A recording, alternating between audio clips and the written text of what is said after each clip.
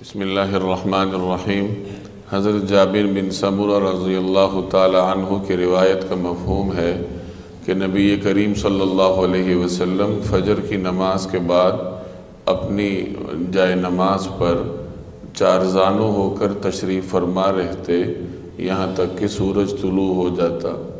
یہ سنن ابی داؤد کی روایت ہے جس میں نبی کریم صلی اللہ علیہ وسلم کے معمول کا ذکر ہے۔ ایک اور روایت میں آپ صلی اللہ علیہ وسلم نے فجر کی نماز کے بعد اپنی جگہ بیٹھے رہنے اور اشراق کی نماز پڑھ کر مسجد سے نکلنے کی فضیلت بیان فرمائی ہے۔ چنانچہ سنن ترمذی میں حضرت انس بن مالک رضی اللہ تعالی عنہ کی روایت کا مفہوم ہے کہ جو شخص فجر کی نماز جماعت کے ساتھ پڑھے اور اس کے بعد سورج طلوع ہونے تک اپنی جگہ پر بیٹھا رہے اور اشراق کی 2 رکعت پڑھ کر مسجد سے نکلے تو اس کو حج اور عمرے کا ثواب ملے گا۔ اور آپ صلی اللہ علیہ وسلم نے 3 دفعہ مکمل کا لفظ استعمال فرمایا کہ مکمل اور مکمل حج اور عمرے کا ثواب اس شخص کو ملے گا۔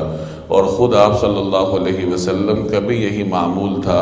اس سے ہمیں یہ سبق ملتا ہے کہ فجر کی نماز جماعت کے ساتھ پڑھی جائے اور اس کے بعد اپنی جگہ پر بیٹھ کر انسان تلاوت کرے، ذکر اذکار میں مصروف رہے یہاں تک کہ سورج طلوع ہو جائے، تو 2 رکعت اشراق کی نماز پڑھ کر پھر اپنے دنیاوی معمولات کا آغاز کرے۔ اس طریقہ کار پر عمل کرنے سے انسان کو نیکیاں بھی بیش بہا ملتی ہیں اور دنیاوی کاموں میں بھی برکت پیدا ہوتی ہے۔ اللہ جل جلالہ عمل کرنے کی توفیق عطا فرمائے۔